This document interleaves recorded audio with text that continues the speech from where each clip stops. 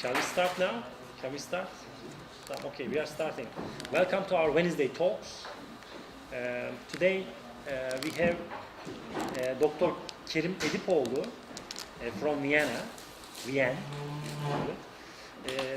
Dr. Kerimoğlu is now works in Islamic Teacher Training College in Austria, Vienna, and he is training teachers in school for kindergarten pedagogy. He was born in Germany, currently living in Austria. He studied in Arabic language at Department of Applied Linguistics and Cultural Studies at the University of Mainz. He obtained his master's degree on civil religious elements in early Turkish Republic in Tübingen, University of Tübingen, I guess. Mm-hmm. And then he wrote his dissertation on Islamization of knowledge, Islamization of sociology. By the way, this is a very timely presentation in Medit, because this week we are starting this issue in our method course. The Islamization of knowledge, and indeed my friend will make a presentation tomorrow morning exactly about this issue. So welcome. In English here, open to everybody? Yeah. English tomorrow morning. We are exactly discussing this issue. We will start tomorrow morning. Great. Okay. Welcome. Floor is yours. بسم الله الرحمن الرحيم الحمد لله رب العالمين والصلاة والسلام على سيدنا محمد وعلى آله وصحبه وسلم. Dear ladies and gentlemen, dear brothers and sisters, thank you very much for the opportunity to give a speech in front of you about my topics, sociology, Islamic theology. As you heard before, we come from Vienna. There are others here from Vienna. My friend Adam Shahata has also studied theology in Jordan, and we are teaching now in Fatih Mehmet Sultan or Sultan Mehmet Fatih University. I always mix it up in the other university. We have a few lessons until the end of the week we are here, and inshallah there will be other opportunities to come into talks here. My topic, I will try to finish it in roughly 1 hour, is sociology of religion, and especially the famous Weber's thesis on Protestantism and liberation theology. So in the beginning you might ask what has it to do with Islam and theology, speaking about Christianity, about Protestantism and Catholics, and many Muslims say, well, what shall I do with these topics? I mean, we are Muslims, we want to learn Islam from the sources, from the Quran and the Sunnah, that's okay. But we always have to ask, why sociology may be important for us, how can it help us not to understand Islam, but to understand how Muslims are understanding Islam. With sociology, you will understand maybe more of the social world, and social world has always had impacts on religious understanding. So let me start first with Max Weber and his theory, and then get inshallah into discussion about the similarities between Max Weber's thesis on Protestantism and what we are seeing now in the Islamic world. Let me first ask, is anybody here who has studied sociology or is studying currently? Sociology? No, not anybody? You only? One? I thought sociology is very famous in Turkey now. Other social sciences? Yeah, of course. Politics and so? Okay. You mean as a discipline sociologist or like Studying? Sociology? Well, not always. Yes? Yeah, I've taken sociology class. I did Middle Eastern studies, area studies, but Yes. part of it was like political sciences. And the others, what are you studying, roughly? Your theology? Theology, who's studying theology? Okay, the others are?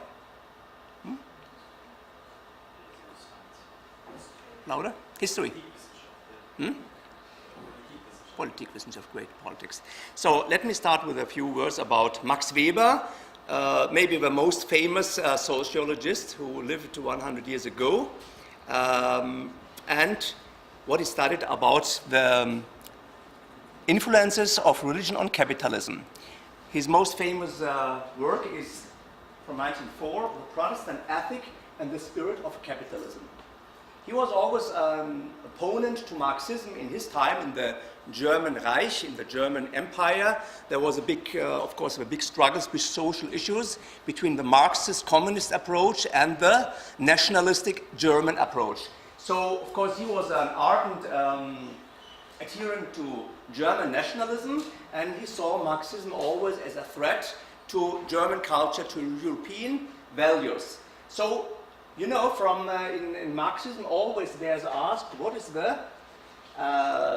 the influence of the base of a society, economical base, on the so-called superstructure.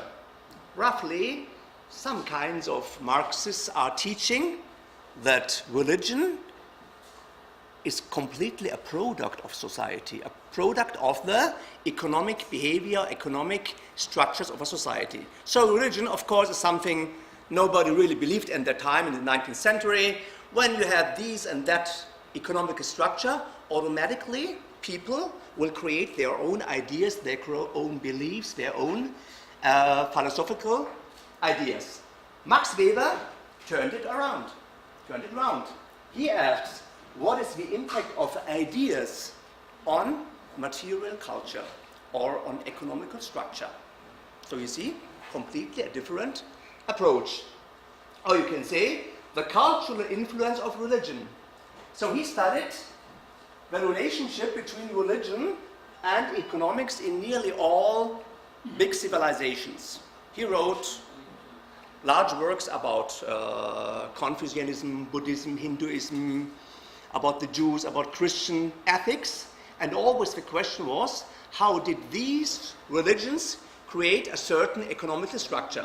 He says, capitalism is not anything new. The Chinese had capitalism maybe a few hundred years before Christ. They had certain techniques. They had a rich, developed society. And also the Hindus in India, they had maybe 3,000, 4,000 years ago kinds of capitalism. Yeah? But European capitalism, Occidental capitalism is something completely different. Why? This is his question. What is special in European capitalism? When you look to European capitalism, you see something you have always heard about and maybe seen when you come into contact with Europeans. They are working and working and working. And when they have enough worked, they go on working and they collect more and more and more. But they have no time to indulge in luxury. Many. Today, of course, it changed, but 100 years ago, 200 years ago, especially in the old books you will read, the capitalist who is always working, and you ask, is capital an end in itself? So why? I mean, you are collecting money more and more, but you don't sit down and say, oh, now I have enough money and can I start with luxury and I can buy anything I like? No. So he asks, where do these characteristics of European capitalism come from? He says there's a certain spirit, what he calls Ruh, spirit, in European capitalism, and he asks whether this spirit is coming from a religious movement. And he found Calvinism as the source of these ideas. Especially 100 years ago in old Germany, there was a huge difference between Protestants and Catholics. The state was more and more dominated by Protestants. In the south especially, there were the Catholics, and always the Protestants, they looked down on the Catholics as idle, indulging in luxury, no really discipline. They have many of these festivals, religious festivals, every 2 days, every 3 days. They have a certain saint, like Evliya, and they have this festival and that festival. They are doing anything what they want. They are doing their sins, and then they go to the priests, and ask them for forgiveness. He says, this is something completely different from what Protestants have taught from the 15th century on. Discipline in life, and they are what you call very serious in their life, and they have their goals completely different from Catholics. And they were still in Max Weber's time much more they were superior in economics to the Catholics. The most capital was in their hands. They were the more innovative in society, in culture, especially in producing. All the big factories, I mean, the vast majority of factories and companies was found by Protestants. But they are living in the same country for hundreds of years. So where does it come from? He found it in the Calvinism. Does anybody know something about Calvinism? Calvin, who was he? Calvin, ever heard? Maybe our Austrian friends? You are living in a Christian country. You know Calvinists? Not really. Calvinists you will not find in Austria. They are a very tiny minority. You will find them today only in Switzerland and Holland, but also this interesting as the base of US American society. That's very important for us to understand also America's characteristics. Johann Calvin from France and Switzerland lived in the age of reforms, of humanism and reforms, in the age of Protestantism. You know, Protestantism was a kind of protest culture against the church, the Pope, and the Catholic structures. He brought something new. The most important thing in Calvinism is adhering to the scripture. So it's a kind of, we can say, Salafia in Christianity. Go back to the sources. Look what the beginning was in religion. The scripture, the Bible. When you find something in the Bible, I will never listen to the Pope. For these people, the Pope was even the Antichrist, the Dajjal. They called the Pope, he is the head of all evil in the world. He's the Dajjal of our times. That's a satanic system. They spoke like that. Yeah? You have to know that Catholicism with the Pope is something very different from the Protestant groups and sects. So Calvinism is one of the most strict and radical movements in Protestantism. And without delving into the details, one thing is important for us. The doctrine of predestination. Predestination, what is it in Islam? Maybe you can say al-qada wal-qadar. Of course, you all know that there's a big issue in philosophical discussions about really qada and qadar. What does it mean between the Asha'ira and Ahlul Hadith and Maturidiyya and all the different Muslim groups? For him, the important thing was God has decreed something for you and you can't change it. Okay, until now we understand it as Muslims. But he says, you even don't know in this world if you will get salvation or not. Do we Muslims know if we are really from one of Allah's loved creatures or not? We also don't know that. So how can we be sure in this world whether you get salvation or not? What would you say? Can we be sure? No. But how can we maybe understand for us? I mean, if you're getting pessimistically and say, I don't know, maybe I will come into Jahannam, and I don't know, maybe I get God's wrath on me, you can't live. Is there an Islamic answer on that? Yeah. Maybe there are signs, how it can, maybe if you are in hard movements, you will say Allah is proving hard, so he loves you, maybe, but it's not a guarantee, just a sign.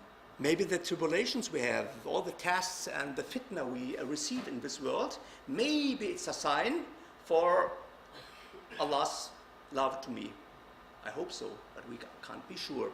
And especially Calvin's successors in this time, people were adhering very strict to this principle, and there was a kind of sadness among the believers. They were very sad and very strict in their life, and they said, well, I don't know, maybe I'm working here doing everything, but I'm maybe one of the people of the hell, of the Jahannam. So some started to say, maybe you can find a sign, an ayah in our life. If you have a good life, if you are doing well in economy, getting some richness and some capital, maybe that's a sign of God that He loves you. Would that be an Islamic answer to the question? I'm getting richer and richer, so Allah loves me, and these are poor, Allah doesn't love them? Yeah, that's a completely different approach, and they started to see economic success as a sign of being chosen. Yeah? So Max Weber says, this is the beginning of capitalism.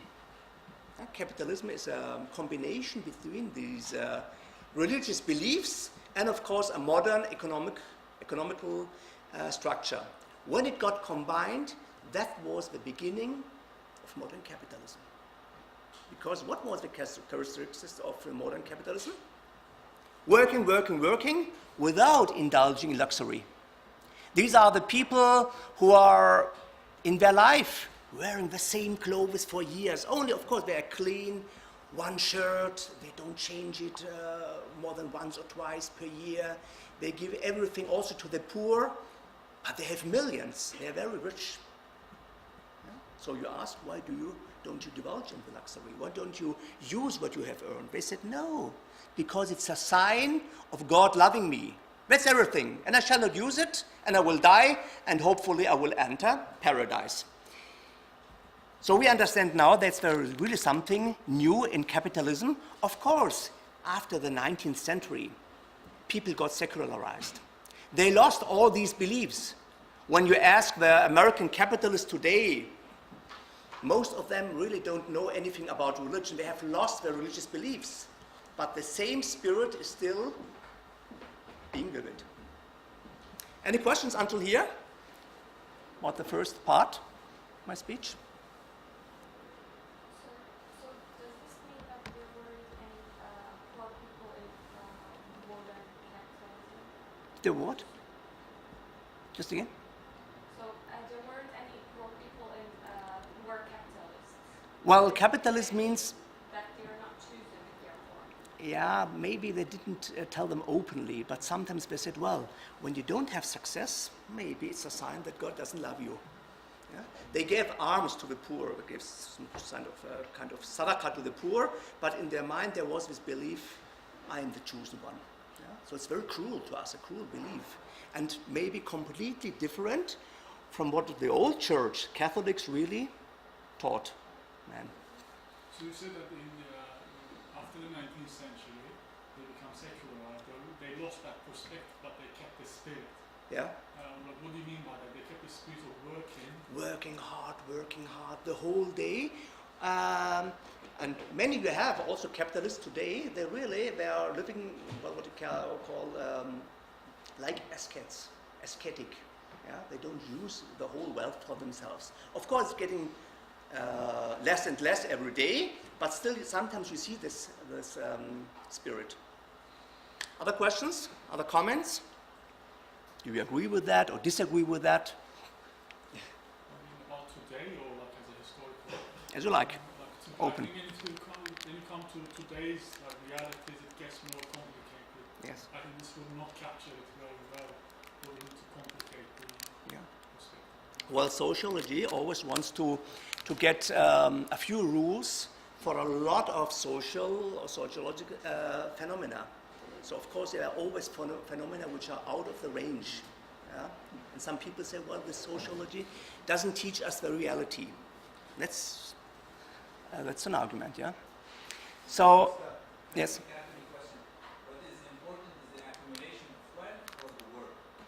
Because you can work very hard Yeah. and not necessarily accumulate wealth. You No. are a carpenter, you can really work. Yes. Now, In this kind of capitalism which Weber studied, it means accumulating wealth, of course. Yeah? Work so as you to might accumulate. also be very lazy, but you are No. receiving rents, you are accumulating. No, that's not really capitalism. That he doesn't mean. He doesn't mean sitting on the petrol, on the oil fields, and only collecting the wealth as some people are doing in our countries. That's not the capitalism Max Weber is interested in. So it's both hard work and accumulation. Hard work, yes, and accumulation. As an and in itself. As if it is an and a goal in itself. Yeah? That's the strange thing. Now let's give me a practical example about the theology of liberation. Have you ever heard about theology of liberation?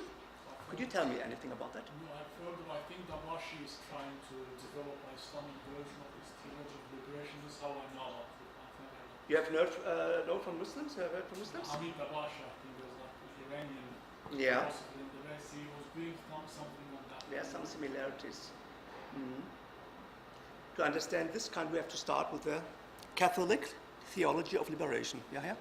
So Islamic way was like Elijah Muhammad, with the liberation of the black Muslims in America. Yes, there are similarities, yeah, and that's in the same years, yeah, in the 60s, 50s and 60s, yeah.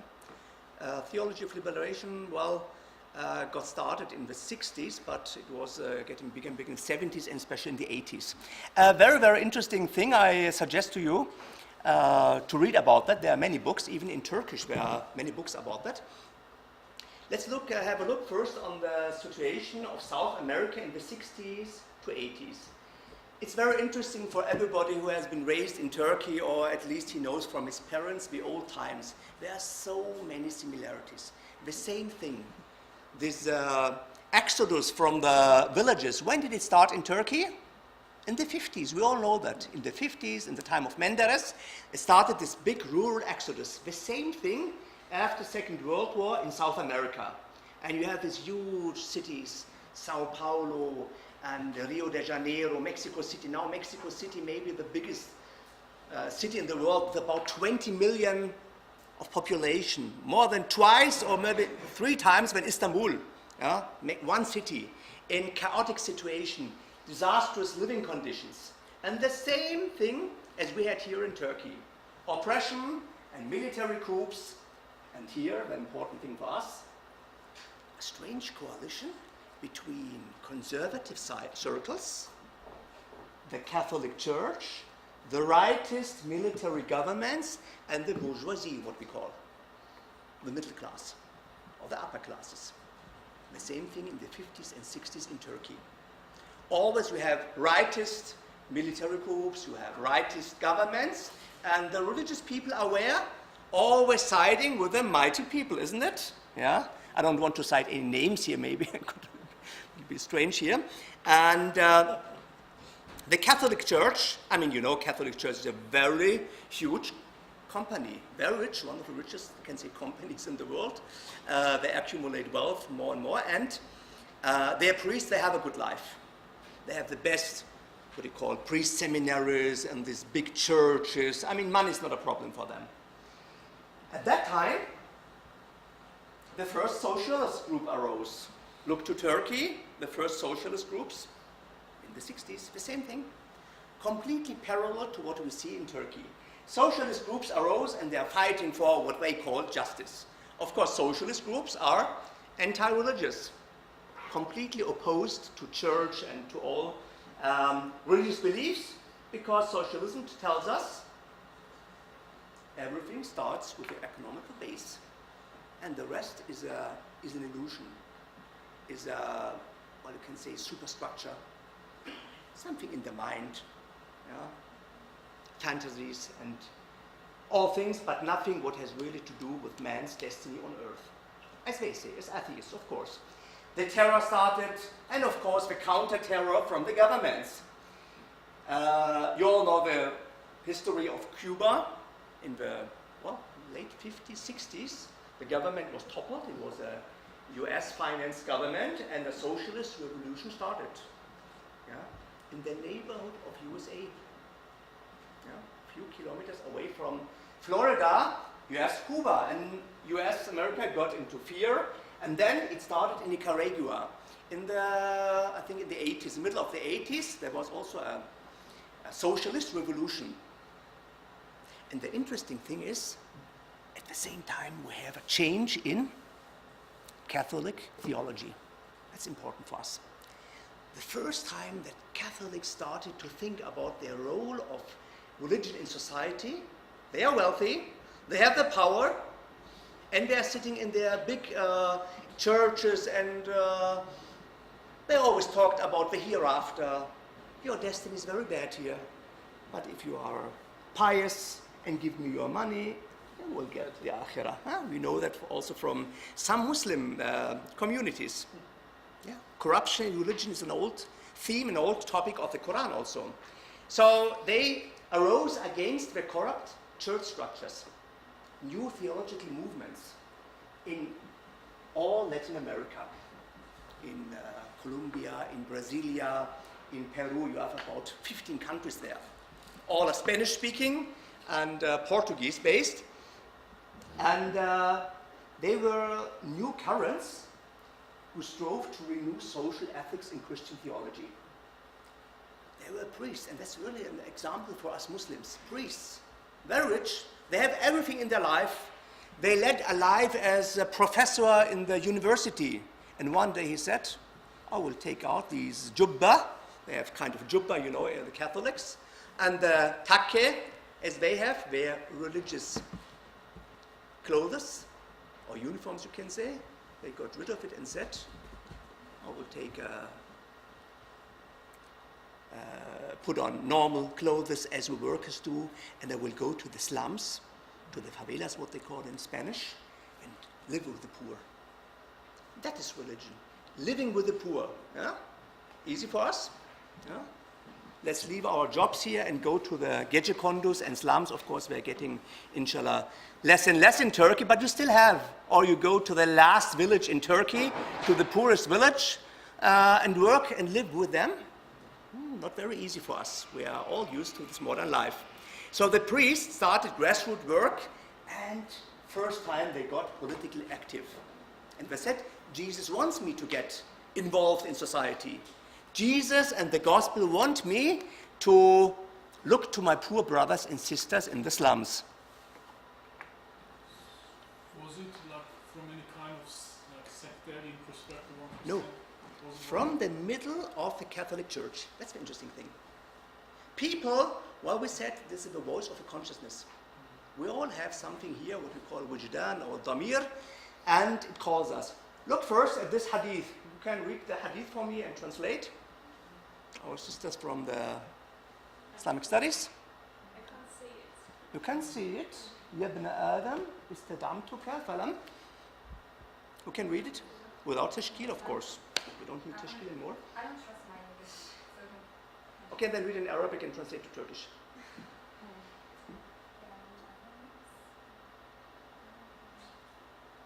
Okay, anyone else?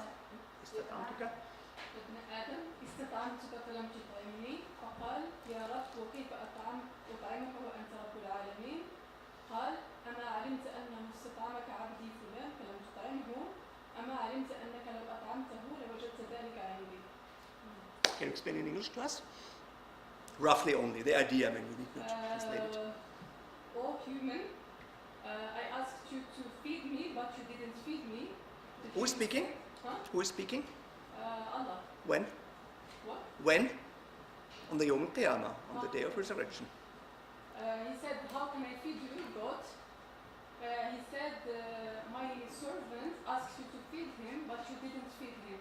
Didn't you know that if you feed my servant, it's as if you are feeding me? If you feed my servant, you will find this as a reward. Yeah, the reward. Maybe also the presence of God. I mean, of course, Allah Ta'ala is above all the worlds. He's munazzah anil makan wa zaman. But how can you find him? You find him in your heart with your iman. That's an old Islamic idea. That's a monotheistic idea. We have it in Christianity, in Judaism and Islam. You will find very similar texts in the gospel. Although we as Muslims say that the Gospels are completely, not completely, but changed today, and not in their original form, you will find the same ideas. And also we Muslims often forget that. Islam is maybe not sitting in the mosque and speaking to the rich and wealthy people about giving a dirham of sadaqah, but maybe to go to the poor, yeah, and feed them. You will find Allah and the iman in Allah with them. Read the whole hadith, you will find, I think, in Sahih Muslim. Brother Adam, Sahih Muslim, I think. In the Sahihain, I think. Yeah, it's very famous. And you will find there the topic of feeding and also clothing, I think. Why didn't you give him clothes? Why didn't you give me clothes? Allah Ta'ala asks, Why didn't you give me clothes? And man will say, what? You? You are the Lord of all the worlds. How can I give you clothes? No, no, my servant asked you for clothes. So maybe this is the core of religion. There's anything about visiting the sick. Visiting the sick, yes, the third one, exactly, yeah. Very interesting, this hadith, and maybe you'll find the whole Islam condensed in this hadith. So the same thing with the Catholics. They say, well, we know the gospel. The gospel, even in its changed form today, is full of this idea. Where has Jesus been? With whom has he been talking always? He's going to the deprived, to the poor, to the homeless, and giving him what? Bushra, the glad tidings, yeah? Evangel, Al-Injil, Evangel in Greek means glad tidings, Bushra. Al-Injil, Evangelium, the good news that what we call the world of God is very near. It's very near to you. The hereafter seems to us to be far away, but it's not really far away. So the Christian theologians, the Catholics, they spoke about the preferential option for the poor. Yeah, should prefer to leave the rich and go to the poor. When you have the possibility to choose, go always to the poor. That's the example of the gospel. And you will find really religious belief in solidarity with the downtrodden at the bottom of the society. Interesting phrase, interesting sentences. Could you read to me and explain? First read and then explain, so I can drink a little bit of water. We spoke about mercy and feeding. I have to feed myself here. Can you read loud? Read it. So when you feed the poor, you are praised, and when you ask why, you are thrown into prison. Who said that? A theologian of the liberation theology in the, I don't know, 70s or 80s, in this time. So one of his modern currents in Catholicism. What does he mean by that?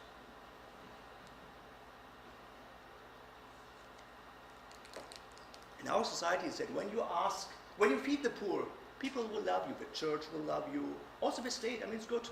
Give him to him, give him a little bit of sadaqah, give him a few alms. But when you ask, very interesting, why are the poor always poor and the rich are always rich? The rich are getting richer and richer every day and the poor poorer. They say, psst, don't ask that, it's dangerous. You will topple the whole society. There's a structure. I mean, a capitalist would say, a staunch capitalist, when you ask him, why do you always have in every society roughly 10% of unemployment rate? Sometimes you have 9.8, and then the new government comes, it drops to 9.6, and then it's again 9.7, and it has been always like that for the last 100 years. You're always about, let's say, 10% unemployment rate. Why? What would a capitalist say to you, a staunch capitalist? Because there are more people, they're lazy and they're bad. Yeah. Many are lazy and bad. That's their own fault, yes. And when he's giving logical arguments, there are also, capitalist sociologists. They say, no, there's a reason for that. That is good for society. When you have always 10% without work, what can you do with them? Hire them, yeah. You can hire them for what? Reserve army of labor, Marx says. You can have enough refugees and enough who are fleeing to the cities. They are poor, no education. You can give him the same work, not for, I would say, $10, but you pay him $1 or $2. So he will do everything. He will even come and, he will kiss your feet and be thankful. So you can use them. And that's the dynamic of capitalist society. Always our biggest fear every day is, maybe tomorrow I will stay without work. I will do everything in my work. I will do everything what my boss is telling me and more. Yeah? Like as if your boss is your God. Everything. And you are serving him with nafila also. You are working nafila. not 10 hours, but 11 and 12 hours, because you want to serve. Yeah? So when you ask why, when you ask in a critical way, in a socialist style way, or in a maybe also in a religious way, why do we have so many poors today? People will throw you into the prison. They will say, you are Marxist, you are communist. Don't ask that. You are dangerous for the society. We all know that. So these years were very interesting. We all know that from either from own experiences or from our fathers. At that time, everything was politicized. I mean, you know, in Turkey, every song, every sentence people uttered was either soldier or soldier, yeah? Nothing between that, yeah? Either you're a soldier or you're a soldier, leftist or rightist. That was the time of the proxy wars between Soviet Union and the USA. Every one of these two powers tried to get a hold and grip of the other countries, especially the third world was divided, either leftist or rightist. And after Soviet Union has gained Cuba and then Nicaragua, USA, of course, were very much in fear. There were death squads at the time, death squads which killed progressive priests. I mean, killing a Catholic priest is something very big in that society. It's a Catholic society. And people starting, the rightists, to kill the priests, even in the church. Yeah? Church has, you know, that holy mass. Yeah? For us, let's say, Juma prayer. And sometimes some people come inside and kill the imam in Juma prayer. I mean, it's a big issue. At that time, these priests were killed. Why? Because they asked, why are there so many poor in our society, and why isn't there any change, any hope for change? So, what did the Pope do? The Pope was also in great fear. Why? Why he was in fear of this Catholic new trend? Why did he see this trend as a danger? Think of that. The Pope. I mean, they are Catholics. They always said, we are believing Catholics. We will stay inside the church, but we want to reform the church. Very easy. Why did the Pope see here any dangers? Madam? Here, our Austrian colleagues. You know the Pope, yeah? From They are losing the power. Mhm. He's going to lose the power if the other people are winning. But which power? How? How does he lose really power? He always had an influence on the people. But if he don't has the money anymore, he's going to lose his influence as a pope, as a Yeah. leader. One day the people will ask, why is the Pope living in a palace? They are living like kings. I mean, in the Middle Age, you know, these clothes, with the red clothes they had. Do you know what the worth of these, the price of these clothes was? Have you ever heard? I think in modern currency, a few 10,000s or 100,000s of euros, because it was made of a very tiny insect. I don't remember its name. With Scharlachrot, what to say in German. There was a kind of red, especially really red, deep red. It was so expensive. How they made it of a Purpurschnecke, of a kind of a kind of animal, and it was so expensive. You had to collect tens, thousands of these animals to make 1 gram from this red essence, from this red color. So one day people will ask, oh Pope, oh the priests, where do you get your money from? Collected from the poor people.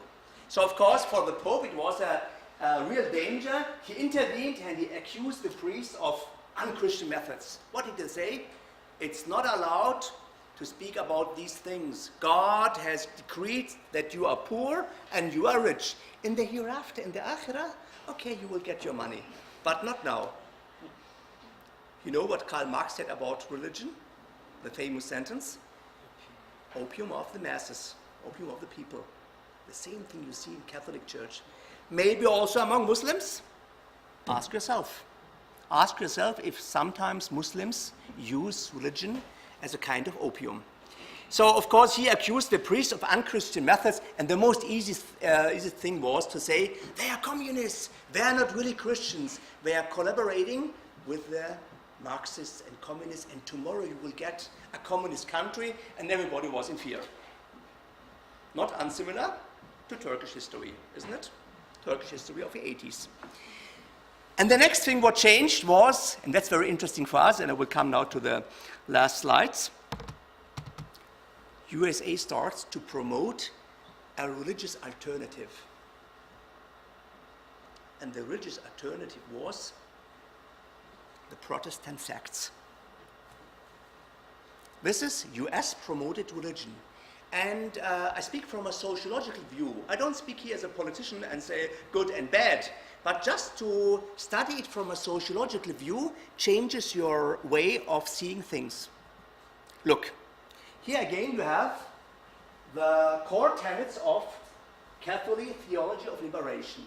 And here, what the US Protestant sects teach. Where do the US Protestant sects come from? What was its origin in the beginning, we said?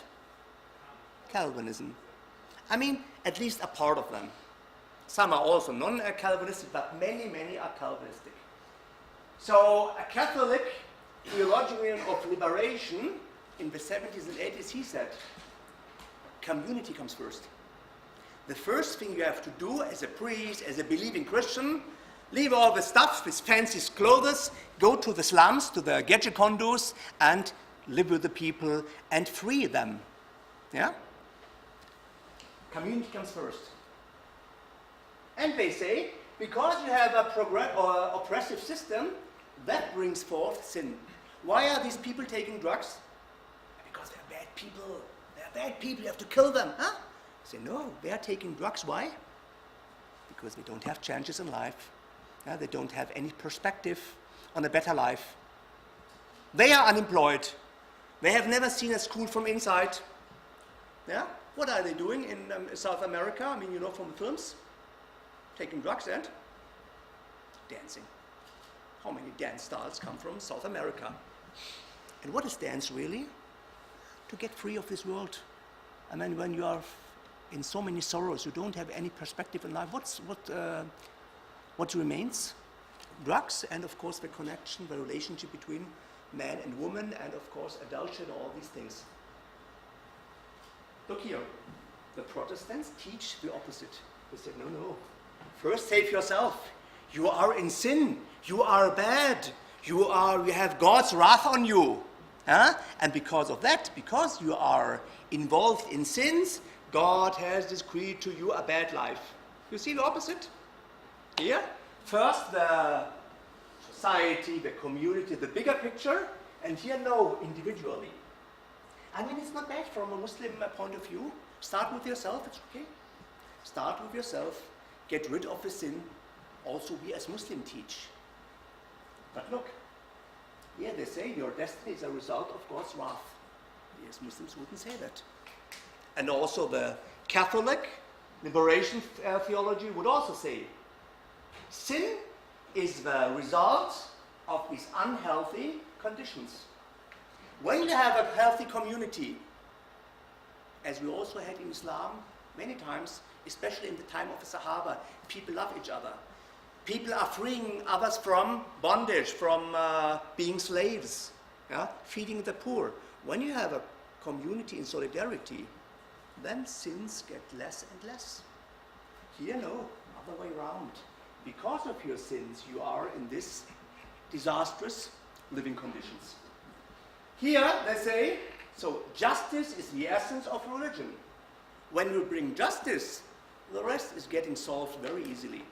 And here, no, don't interfere with politics. Reform yourself, clean your heart. Politics is bad, leave it to the politicians. That's the American dream. That's exactly the American dream. You all know from the soap operas, from the films, from the movies we have seen thousands of times since our childhood, isn't it? All the movies in the world, now all movies in the world, they preach the American dream. Start with yourself. That's typical US middle class religiosity. Yeah? From a sociological point of view, can say the difference is also from here in this field you start from top to bottom approach, and here vice versa, bottom top approach. USA started to finance that.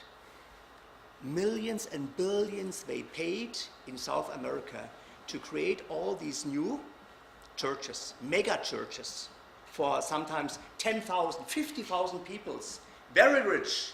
And you know maybe the American way of preaching when they start, Jesus loves you, and so, a very strange kind of teaching religion. Yeah? God loves you and he will give you a job. People entered into the community, they got very much money, they got very many resources, and then they changed their religion. So we see Max Weber's thesis on Protestantism makes visible many things we see in politics and society. So what can you learn and draw as lessons from that for our Islamic countries? Do you see any similarities or not? Many people I'm talking to, they say, well, Christians, Catholics, nothing to do with me. Anything? In terms of just sheer operations, this occurred around the same time as the US pumping of like Al-Qaeda Salafism to everywhere in the Muslim world. Yes. Sunni, Petrodollars. Yeah. But I would refrain from like the liberation theology was also political. Like it wasn't just popes like slammed at them that they were Marxists. Some of them were actually Marxists too. It only was birthed because of the rise of Marxism in Latin America. It was like this kind of approach to like Gustavo Gutierrez, ENF and sincere, there's no doubt about it, but like they saw that Marxism had an actual appeal to people and they wanted to ride the wave of that. Like Maybe. it wasn't it doesn't come from like genuine Christian instincts, also they later on like tried to justify it with So the Pope will give. not the current one. Yeah, it's interesting. You say it's more political. Of course, it can be. Some said first there was Marxism, and liberation theology is an answer to this Marxist threat. Others would turn it around and say, well, this is maybe genuine from Christianism. Hard to really decide because people have so different intentions in their hearts. Is it really because of religion or is something political? Yeah. Do you see any other similarities to what we see in the Islamic world today? Robert Gate. I don't know much about Turkish situation, but often I see people who argue similar things for Turkish, like rise of certain Turkish religious movements, being very pacifistic, quote-unquote, Sufi, etc. Yeah. Like personally, I don't know much about that, but I see that. Thank you for this presentation, because when I see that, it helps me to understand why certain people reason in certain ways, especially in Turkey and also within the Muslim community in the West. I can see now the polarization in fact comes from this kind of division, and I think it is useful, but it's not. At the same time, it can be misleading. Right? Of course. Why, for example? Like for example, to just like generalize certain Sufi movements. Yeah. Group, like talks more about self-purification. To call them like we are just like the systems, extension of system. They just doesn't want to talk against the system itself. I think this would be a bit unfair. Yeah, it's unfair. Maybe it's unfair. Of course, sociology sometimes is very generalizing, yeah? And you have to get, of course, for your own, you have to get an answer. I mean, we all want to have self-purification in Islam.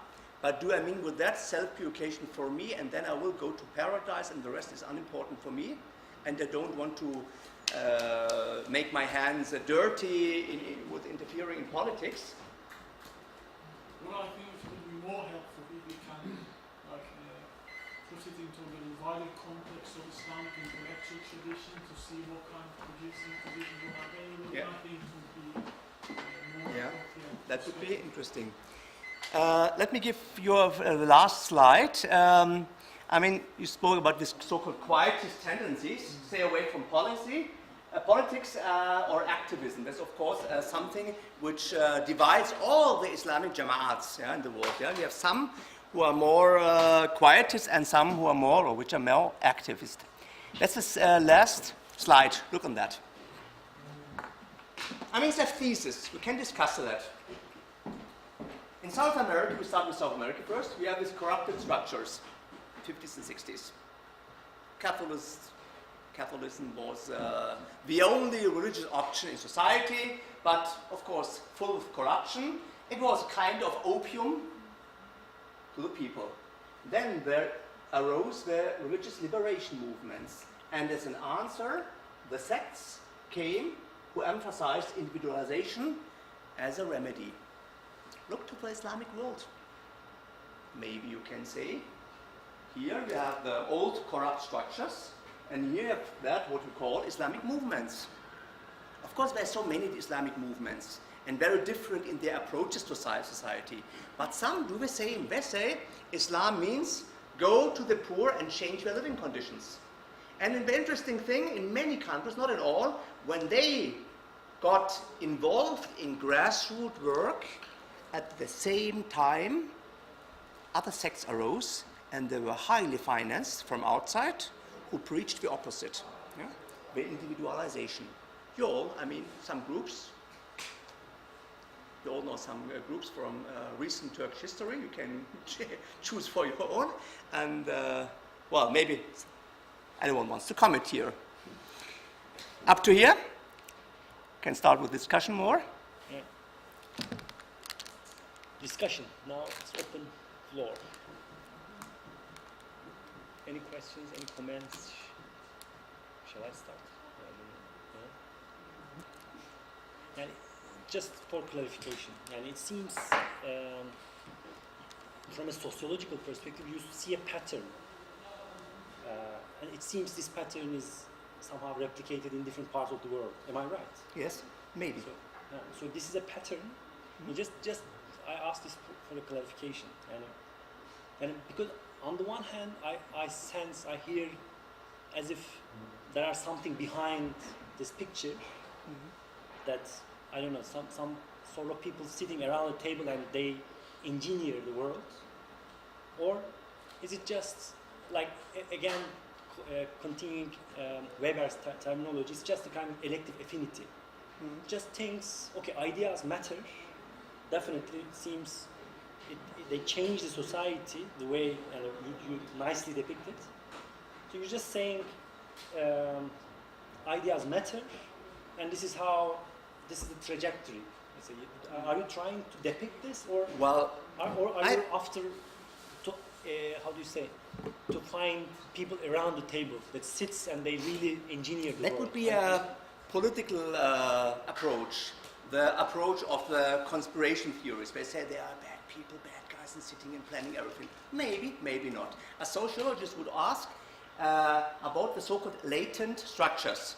In sociology, we always say maybe people are acting in some way, but behind that there are what you call latent structures. For example, Calvinism. Calvinism didn't preach capitalism. They preached a certain doctrine of what we called here in the beginning. It was the predestination, the so-called ethics of Calvinism, but at the end, some kind of capitalism emerged, and that was something latent, yeah. And so this is not direct cause and effect relationship. It's just, maybe not. No, Weber does not formulate a cause and effect relation. He says it's just they say elective affinity. Yeah. Or they just go together. That's it. Just by chance, two currents came together, as Weber says. Yeah. Exactly. So you are following that line. Well, are you? I think it's good for thinking over it. I would not give him completely right, but for example, you see, Max Weber speaks also about what he called, what is it called in English? The iron clothes, the iron, what is it called? Cage of hierarchy? He has an interesting term in Germany. In German had the iron clothes which were woven by society. In the beginning, there was freedom. People chose this religion, that religion, but at the end, there emerged some kind of iron structure. And this iron structure kills your will. You can't anymore decide this or that. I think that's not bad to say that. Yeah? We all produce everyday structures. At the end, we are discontent with capitalism, but we are all creating it every day. We all, with our behavior. When I choose to drink from plastic glasses, I prefer a certain way of life, and I, well, live according to this. We are ashamed of this. Yeah, we are all ashamed, but we go on. We preach against that and we go on, yeah? And our smartphone, our modern techniques, and so on. Okay, other comments? Just one more question. So, like, in the first part, when you were presenting Weber's perspective on the rise of capitalism, and you said that the Calvinist perspective on predestination was a kind of prepared place for it. But when you talk about like rise of this liberation movements in Latin America, you say it was a Wijdan of in the middle of church, right? As a listener, that is not a satisfying answer for me, and I don't think that in like a circle of sociologists they would be satisfied with a reason just like Wijdan of people. Yeah. Without connecting it to maybe certain Some latent variable. latent variable to the continuity of certain intellectual tradition or But that's belief system. but that's a problem when you explain everything by so-called macro sociology. You will always have this effect and what is it called? Cause and effect chain. And if you see man is only acting according to effect and cause, man gets a robot. But we cannot all think that like somehow suddenly people like change in a vacuum. That's Max Weber. He says, at the core, man is free. At the core, he's in a very interesting sentence. At the core, he says, man is really to choose in what he believes. And he says, I can't give you any values. You will choose your values. And it's, I think, near also to what Islam tells us about man. He says, you choose your own God or demon. You choose this as a God, and the rest will be demons for you. It's an individual level, isn't it? He says it's individual. Or like a movement, talk about a movement. For Max Weber, this is the core of freedom in man. One chooses something as a demon, it's the God for the other, and for you it's the demon. For us, we say we believe in that. For others, it's the hell. You choose. Yeah? Because when you explain everything as a result of cause and effect, where's man's freedom? I mean, this is the problem with some sociological approaches like especially Marxism and Durkheim. Man is a product of society. I'm only a product of society, well, so I can sit down, I can't change anything. I think maybe it kills freedom of choice in man. So, I mean, Max Weber would be a little bit more near to me. Maybe because I'm from Germany. People would say, yeah, you have learned in Germany. That's the result. Yeah, we are all influenced by our society. Okay, other comments and questions? Just a quick, maybe can clarify a confusion. In your reply to Under's question, you distance yourself from some sort of conspiracy theory. Yeah. But I got confused because maybe I misunderstood part of your presentation, but at different points I felt it seems to me obvious that you are saying that there is some kind of conspiracy theory. You just go back, for example, to the slides of, yes, you us promoted religion, and then even the Pope had to intercede Yeah. the story. Yeah, you are right. But maybe it's not a conspiracy. It's something clearly and open. The Texan from the billionaires from Texas, from the Bible, so-called Bible Belt in America, they are very pious and religious, and they can openly and say this is a threat to U.S. American interests and will interfere there, and they build their churches openly. Not a conspiracy. Of course, everybody lives according to his beliefs. When you have this belief, and I can't really say, as a sociologist, you can't say that's wrong. People is choosing this way to explain everything, or that way to explain everything. You can choose. And people from a Protestant tradition, as the churches in US, America are, they will choose the right option, the right side option. It's not really a conspiracy. Of course, people are financing all the movements which are in their interest, and they're doing it openly. They're doing it openly. They don't hide anything, do they? I mean, so what is really the point? I mean, are you saying that, listen, there are different ways you can look at the world. In very broad terms, you have these two kind of approaches. And for some people, they have an interest in this approach. For other people, they have an interest in that approach. And of course, each is going to. Well, right. So I this think is- yeah. so. I mean, maybe this is evasive, right? I mean, maybe what you're saying is because also the way you ended the presentation is in terms of what kind of similarities you have in the Islamic world. From the beginning of the presentation, you also saw when you're presenting Calvinism, you have. So maybe what you're saying is that you have to be careful, guys. Start thinking twice about things, and but if you do so, then it is merely reducing it to some kind of individual choice.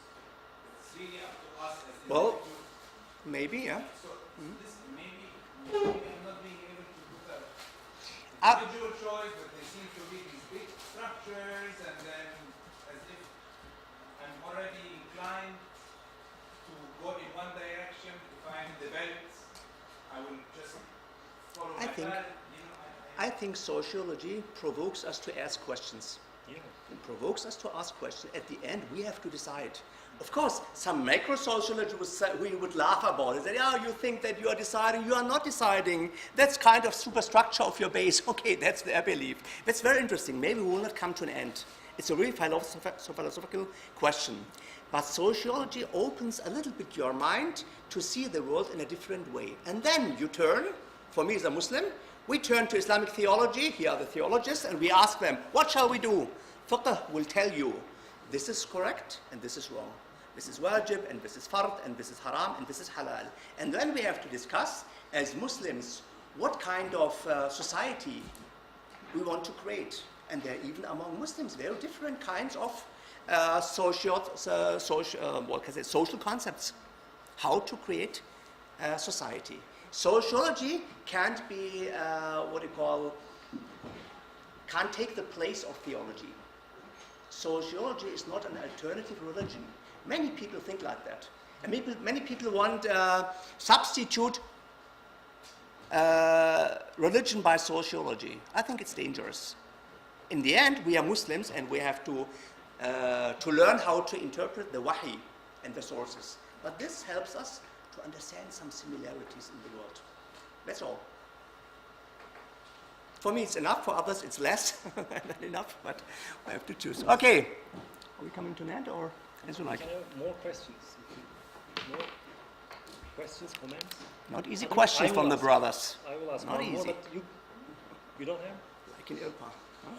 Are there any questions from that side? Okay, I will ask one more. Since your PhD was on Islamization of sociology, I was expecting to hear something Islamic. Yani, I mean, okay, by the way, I liked your presentation. I wish we have more imams around here that really radically questioning the state of affairs in our societies. I really liked it a lot, to tell you the truth. But still, we are also struggling. So how you bring really Islam into this sociology, and what's Islamic here? Yeah, I didn't really delve into this topic, but we can do on other opportunities. I think you shouldn't mix up sociology or social science with Islam too early.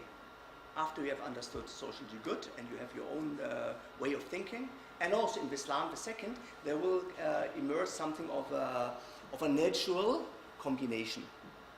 But we need not create an Islamized sociology from nothing, as people were striving to do in Malaysia, for example. That was topic of my dissertation. At the end, I would say, Attas falan, Alattas. Well, some good ideas, but in practical, level, not really much. İşte we are discussing exactly Yeah. this. Why? Yani, okay, what's your suggestion to them? My suggestion would be to take sociology to understand what other people think about society, what other religions, what other people are thinking about that. Then, in the end, you have always to ask yourself, why did I choose in the framework of Islam?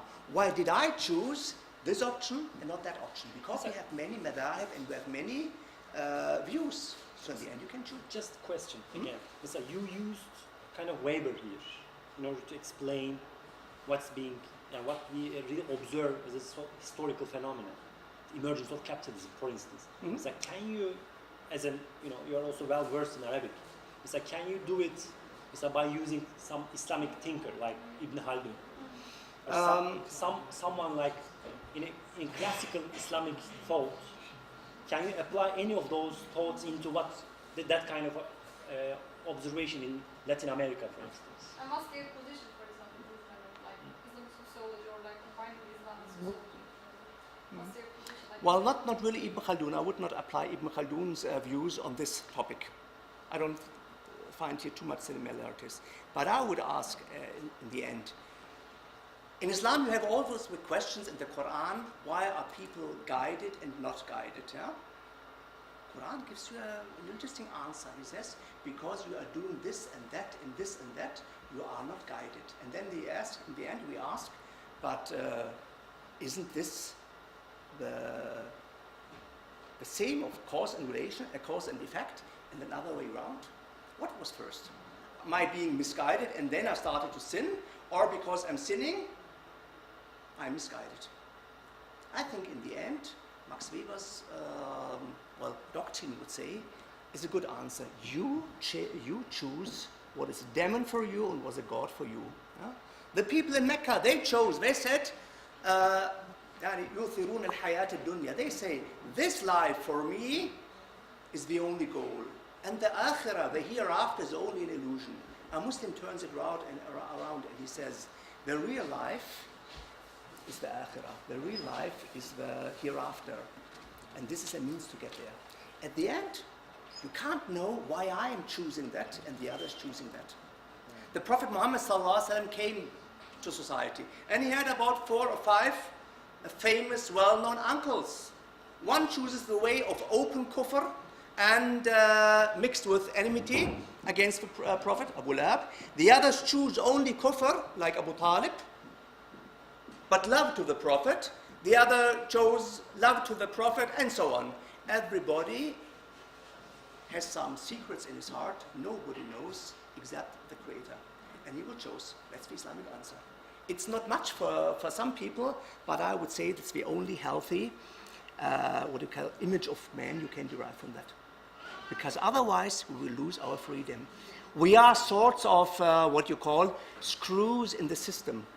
As some people said, you are only a result of this so-called economical base. So what is my worth as a human being?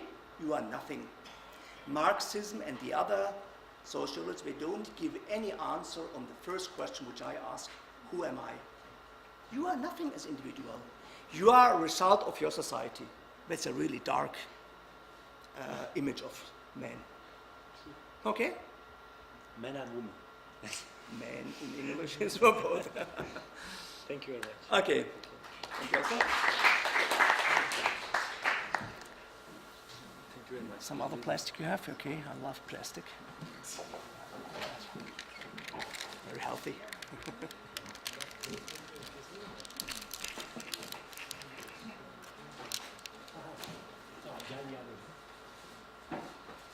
Thank you. Okay, thank you very much. So you are here for a week? Until Sunday, inshallah.